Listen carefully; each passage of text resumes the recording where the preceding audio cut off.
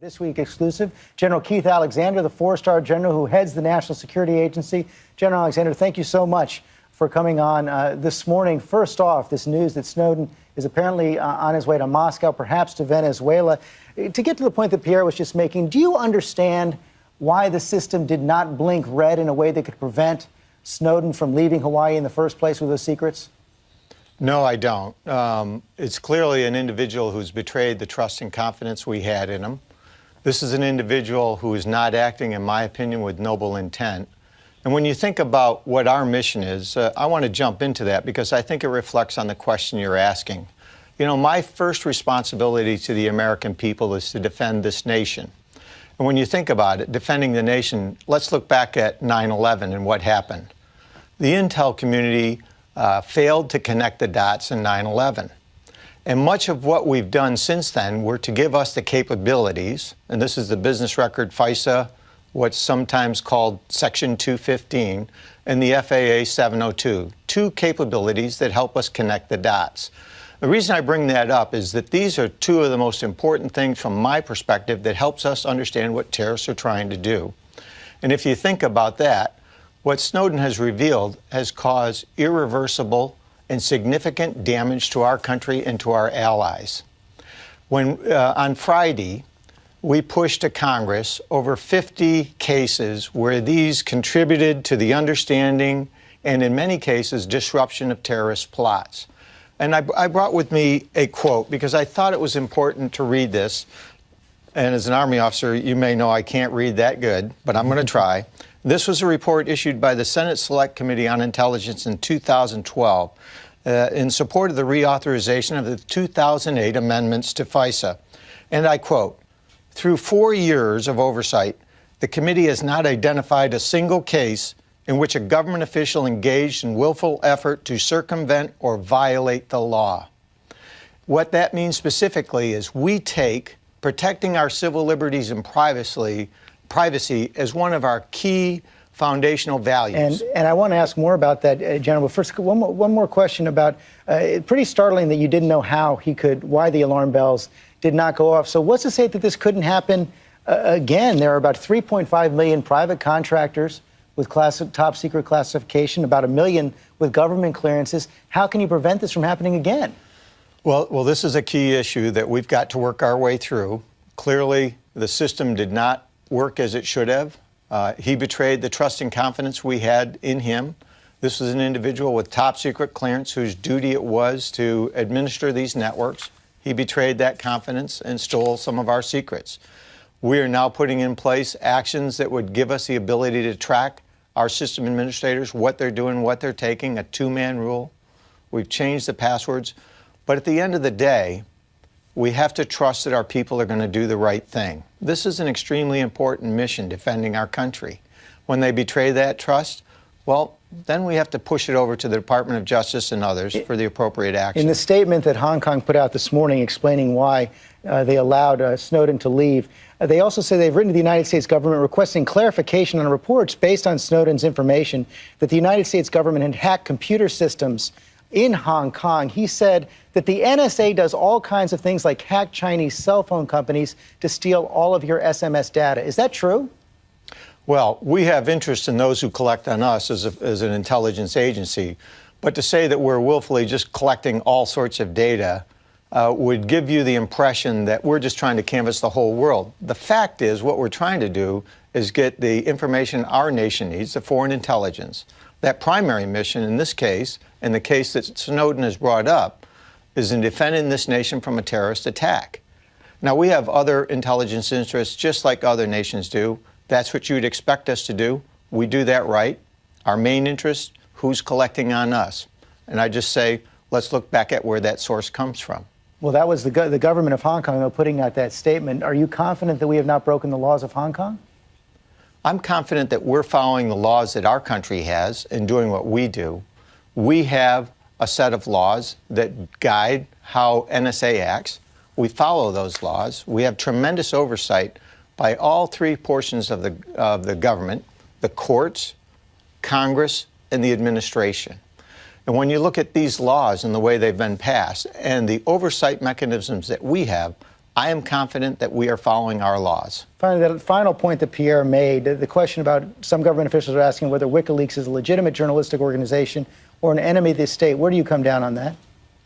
I have no opinion on WikiLeaks. I really don't track them. I really don't know who WikiLeaks are other than this Assange person.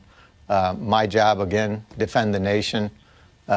So let me move on to that then, because speculation. You just said that as you testified to Congress this week, that the government programs have helped prevent 50 terrorist attacks. Senators Wyden and Udall from the Intelligence Committee responded to that assertion this week. They acknowledged that the PRISM program had been quite effective, but they went on to say this. However, it appears that the bulk phone records collection program under Section 215 of the USA Patriot Act played little or no role in most of these disruptions. In fact, we have yet to see any evidence that the bulk phone records collection program has provided any otherwise unobtainable intelligence. Can you provide that evidence?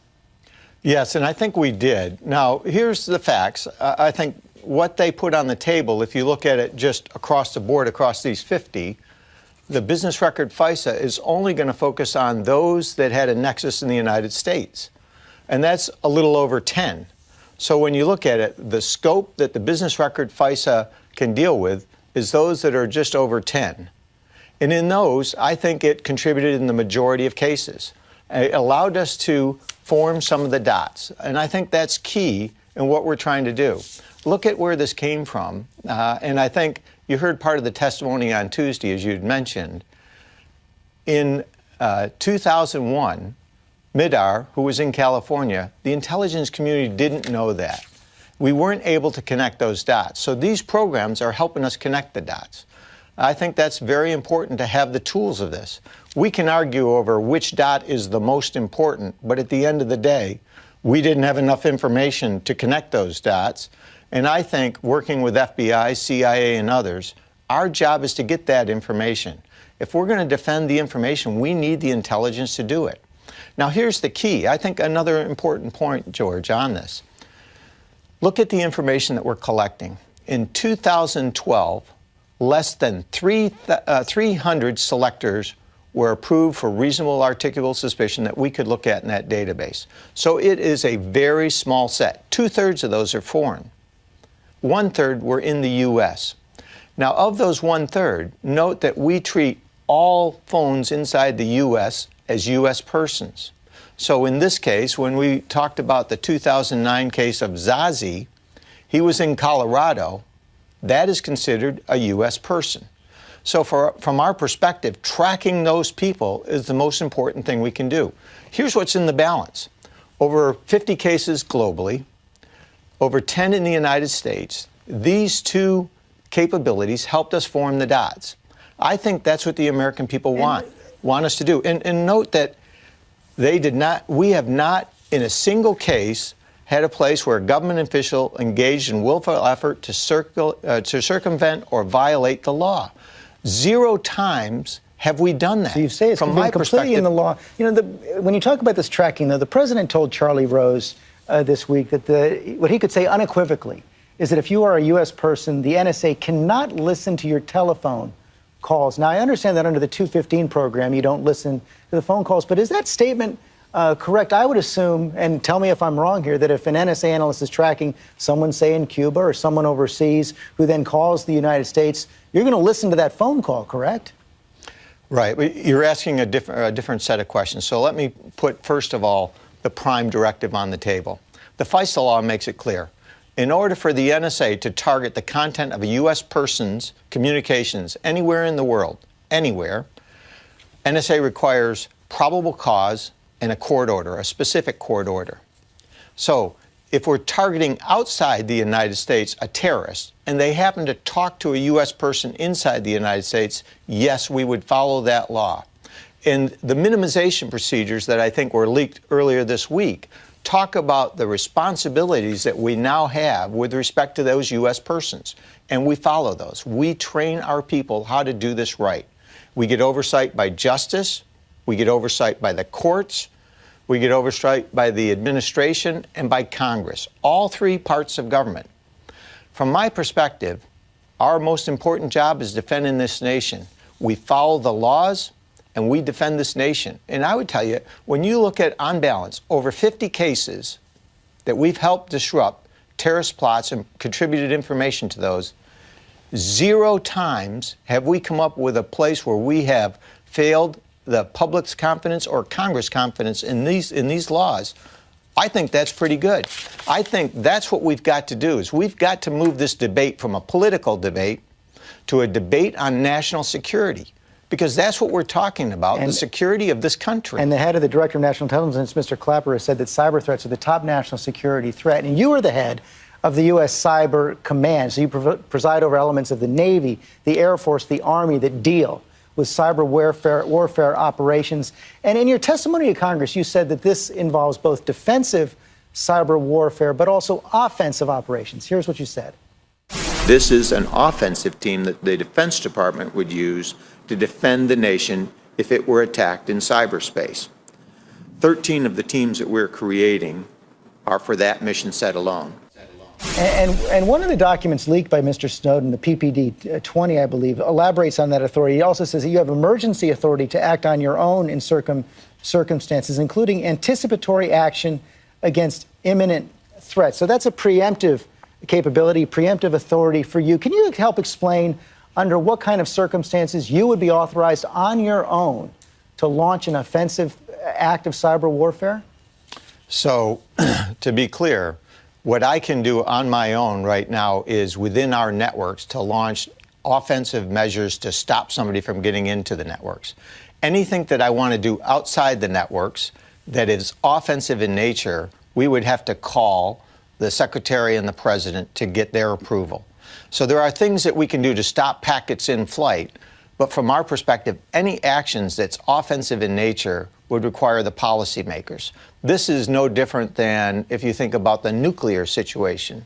If somebody comes in and attacks a country, what we would do is immediately stand up a set of communications with the Secretary, the President, and the policymakers and say, here's what's going on, here's what we're doing to defend the networks right now and the actions we've taken.